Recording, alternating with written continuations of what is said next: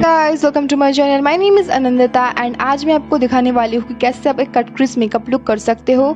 So guys, further ado let's get started.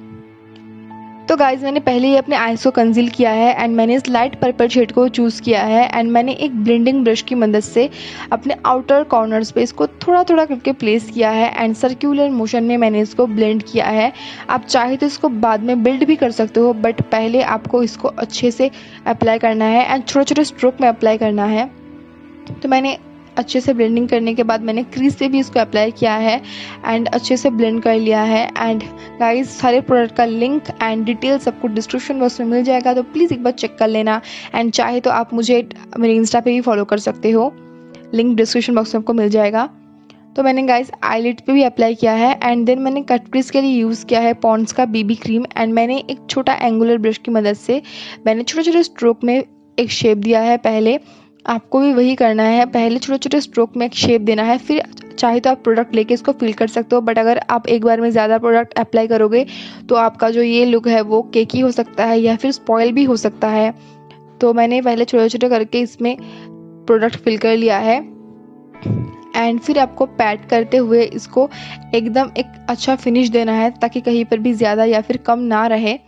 And look at this, मैंने अच्छे से इसको फिल कर लिया है एंड आप चाहो तो किसी ब्रश या फिर ब्यूटी ब्लेंडर की मदद से थोड़ा सा इसको ब्लेंड कर सकते हो ताकि ये जो आई शेडो है अच्छे से बैठ जाए इसके ऊपर एंड मिक्स ना हो जाए पूरा।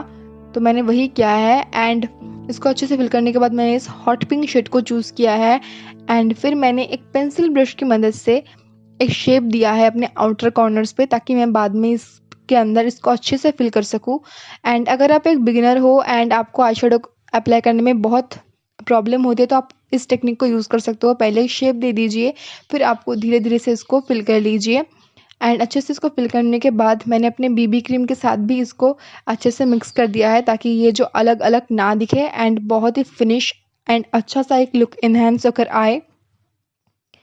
तो मैंने बहुत ही हल्के हाथों से इसको पैट किया है मेरे बीबी क्रीम के ऊपर एंड ये बहुत ही अच्छा लग रहा है।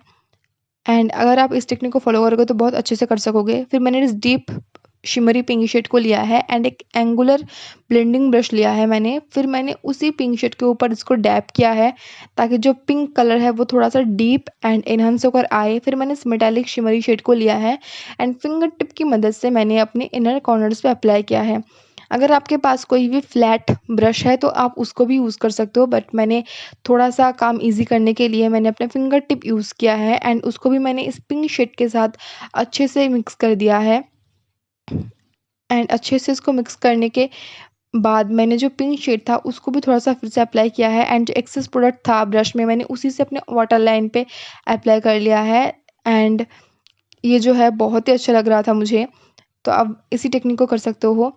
फिर मैंने अपने आईलैशेस को कर्ल कर लिया है ताकि मैं इसको थोड़ा सा वॉल्यूम दे सकूँ एंड इसको वॉल्यूमिनाइज करने के बाद मैंने आईलाइनर यूज़ किया है।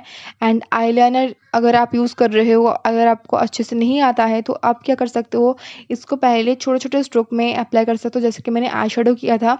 फिर आपको सिर्फ एक आउटलाइन बनाते जाना है एंड उसके अंदर फिल करते जाना है। तो वो जो टेक्निक है आपके लिए काफ़ी आसान रह सकता है। इससे आप एक अच्छा शेप में अपने आईलाइनर को बना सकते हो, कोई भी नहीं बिगड़ेगा, बिगड़ने का चांस भी नहीं रहेगा। तो मैंने वही किया है, पहले मैंने एक आउटलाइन ड्रॉ किया है एंड थोड़ा थोड़ा करके मैंने फिल कर लिया है। एंड गाइस, अगर आपको ये वीडियो अच्छा लग जाए तो प्लीज़ इसको लाइक करना, चैनल को सब्सक्राइब करके बेल बटन को ज़रूर हिट कर देना एंड कमेंट में बता देना कि आपको कैसा लगा है। तो गाइस, मैंने आईलाइनर ड्रॉ कर लिया है बहुत ही अच्छे से। फिर मैंने इनर कॉर्नर्स को थोड़ा सा और डिफाइन करने के लिए मैंने छोटे छोटे स्ट्रोक में जो आईलाइनर है उसको थोड़ा सा मैंने डिफाइन किया है एंड फिर बहुत ही हल्के हाथों से मैंने अपने वाटर लाइन की तरफ इसको थोड़ा सा ड्रैग किया है। एंड फिर मैंने एक काजल लिया है एंड अपने वाटर लाइन को टाइटन अप किया है। एंड ये जो काजल है असल में एक ब्राउ पेंसिल है, बट इसका पिगमेंटेशन काफ़ी अच्छा है तो मैं इसको एज अ काजल यूज़ करना बहुत पसंद करती हूँ।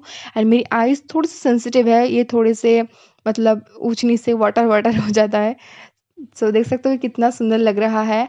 एंड लास्टली मैंने अपने आईलैशेस को कोट किया है एक मस्कारा की मदद से ताकि इसको थोड़ा सा लेंथ मिल सके एंड थोड़ा सा और ये ब्लैक दिख सके एंड मेनली मेरे जो आईज है थोड़ा सा और ओपन अप लगे। एंड इसको आपको अपने जो वाटर लाइन है वहाँ पे जो छोटे छोटे हेयर होते हैं लैशेस, आपको वहाँ पर भी इसको अप्लाई करना है ताकि आपकी जो आईज़ है बहुत ही ओपन अप एंड फ्रेश लगे। फिर मैंने लास्टली इसमें फॉल्सीज अप्लाई किया है एंड मेरा लुक यहीं पर कंप्लीट होता है।